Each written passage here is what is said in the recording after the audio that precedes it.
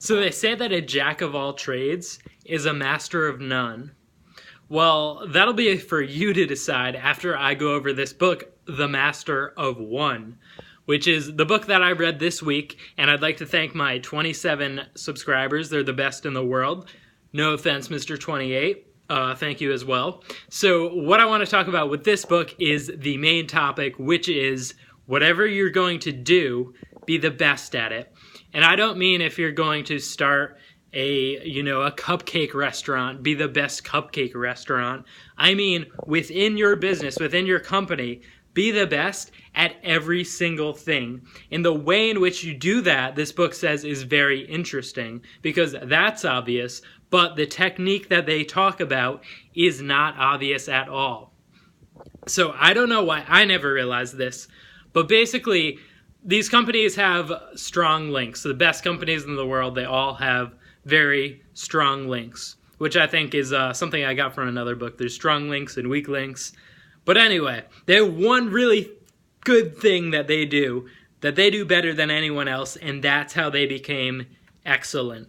So Toyota, of course, has manufacturing. They manufacture better than anyone else. They have the best processes in the world.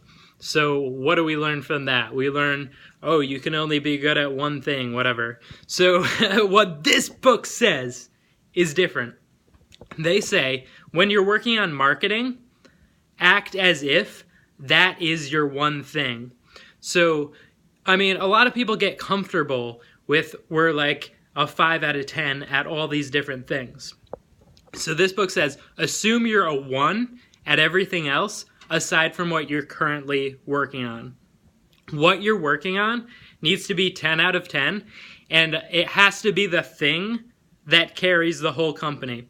So if you're doing marketing, you have to assume your product is terrible. Don't say, obviously, in your marketing, like, our product's terrible, but assume your product's terrible, assume your processes are terrible, assume it's overpriced, assume it'll be shipped late, assume it'll be broken, and be so good at marketing that no one cares about any of that, and they're just like so in love with the company that they don't care if you mess up. Sort of how I was talking about in the last book, you have, Audi, where they're sort of expecting it to be bad, but like they're still gonna buy it. And I buy from a lot of companies that I know the products aren't that great, but I'm just so in love with like the way they're run in their marketing efforts. So really any aspect of a company can be the thing that carries the company. You could have a really good product, really bad marketing, really bad, everything but the product, and you could still be successful if your product is good enough. So basically you just have to have all these different departments, and then they just have to exist. They don't have to be good. They could be really bad, as long as they exist, and then on top of that, there's one that you do really well. And there's just so many examples of this. An example with everything being bad except for one thing is, I would say, Sally's Pizza in New Haven, which is right where I live. One of my favorite pizza places. I believe it's ranked number 2 in the entire United States. Sally's Pizza in New Haven, Connecticut. Might be tied for number 1 with Pepe's. But what they do is they have this restaurant that's small. There's always a line. It's crowded. It's overpriced. The service isn't amazing. The decor is pretty bad. But the one thing they do is they have a good product. So they're famous just from the product. The product is what carries their entire business.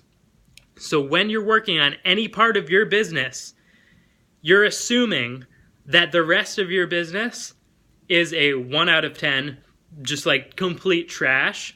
And whatever part you're working on at the time, that is what you have to expect to carry your business, and you have to give that level of quality within that. So you could make your process, if you're working on your process, you have to realize a process alone can carry a company. And a great example of this is Hawks in Japan. They say their Gemba, which is like their factory basically, is their best salesperson. So they're basically acknowledging, like, we don't know anything about marketing, but we run our processes so well that just that alone is enough to carry our company. And, there's so many different examples. It's like there's an example for every single thing. You have your pet rock where it's exclusively marketing. Like the product, it's not even a bad product. It's essentially no product, but the marketing is just that good. So, knowing this, whenever you're working on any type of part of your business, once again, this is the real point.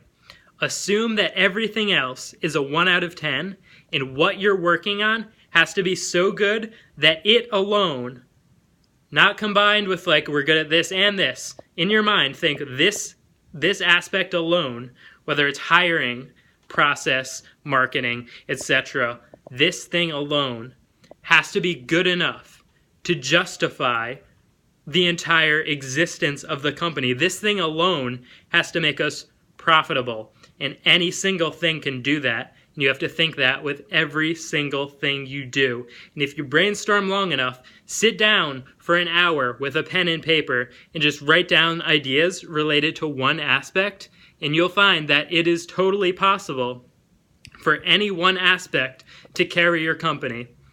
And if you do this for every single aspect of your company, it will be excellent in all areas. If any single area of your company is able to carry your company, then what if every single area of your company is able to carry your company?